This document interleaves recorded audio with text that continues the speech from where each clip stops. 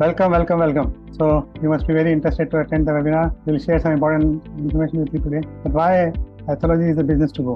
Okay.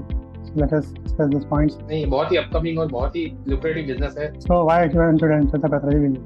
There are 10 reasons which will tell you. नहीं, जो सबसे बड़ा रीजन है बहुत ही लो एंट्री बैरियर. यहाँ पे जो बहुत सारा कैपिटल क्या रिक्वायरमेंट नहीं है, जैसे एक बड़ी हॉस्पिटल में या मिड साइज हॉस्पिटल में लगता है इतना ज्यादा कैपिटल रिक्वायर्ड नहीं है. जो मेन पावर है वो भी इजीली अवेलेबल है, तो it is a low entry barrier, तो उसके लिए ये एंटर करना इसमें बहुत इजी है.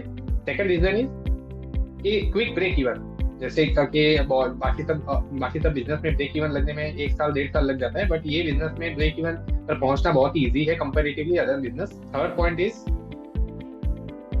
लो इन्वेंटरी होल्डिंग कॉस्ट. बहुत सारे बिजनेस हैं जिसमें 100 रुपीज का चीज बेचने के लिए आपको 80 रुपीज का मटेरियल कॉस्ट लगता है, बट ये बिजनेस ऐसा है कि जिसमें मटेरियल कॉस्ट बहुत ही कम है, तो इसी की वजह से ये लो इन्वेंटरी होल्डिंग कॉस्ट हो जाता है, तो इसकी वजह से भी ये बहुत ही फेवरेबल है. Fourth reason, as a clinical owner, तो having control of finances and quality of the test, that is very important. आपके अगर खुद की हॉस्पिटल है या क्लिनिक चला रहे हैं, तो इस बिजनेस में आना आपके लिए लॉजिकल होता ही है.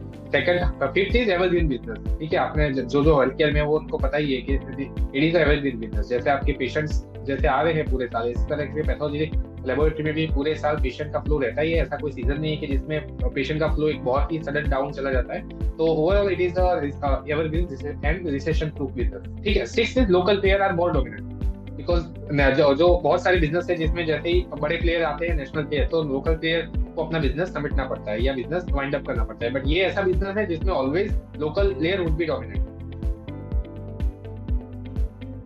Sir, seventh reason is after Covid.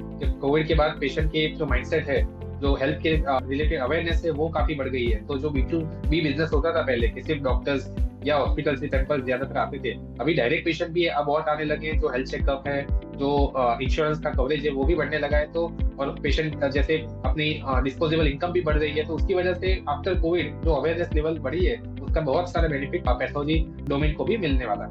8 is going forward this centre will be able to sell health insurance, क्योंकि जो जितने भी पैथोलॉजी लेबोरेटरी है वो आगे जाके धीरे धीरे कंसोलिडेशन के बाद वो health insurance, medicine, E clinic, other digital health products बहुत सारे आ रहे हैं, तो एक हब बनने वाले हैं पूरे एक डिजिटल इकोसिस्टम का. तो जो अभी बिजनेस में आएंगे तो डेफिनेटली उनको ये फायदा मिलेगा. 9th is consumer are now more aware about the health checkup. जैसे मैंने बताया कि उनकी हैबिट चेंज हो रही है आफ्टर कोविड. जो पहले B2B बिजनेस था, जो सिर्फ डॉक्टर्स या हॉस्पिटल पे रिलाई करता था, अभी वो B2B प्लस B2C दोनों बन गया है. एंड 10th रीजन, आपका बिजनेस स्टार्ट करने के लिए बहुत ही इजीली लोन्स भी अवेलेबल हैं. आपको खुद कैपिटल रेज करने की जरूरत नहीं है. आप एक अच्छा प्रोजेक्ट रिपोर्ट बना के जाए तो बैंक भी आपको लोन इजीली दे सकते हैं. गवर्नमेंट स्कीम भी बहुत सारी है जो अभी आप पैथोलॉजी बिजनेस को प्रिफर कर रही है इसमें लोन देने का. तो कौन सी है वो हम वेबिनार में देखेंगे. Yes, more than few reasons which can, इसके वजह से मैं आपको रेकमेंड करूंगा क्या है कि बोल पाथोलॉजी. And these 10 reasons Amit Anand has told, and they are the ones which are really strong reasons to get into pathology. आशा करते हैं आपको भी पता चल गया होगा कि ये बिजनेस में क्यों आने वाला है. Definitely you would think in that direction. We will meet in the webinar. Thank you.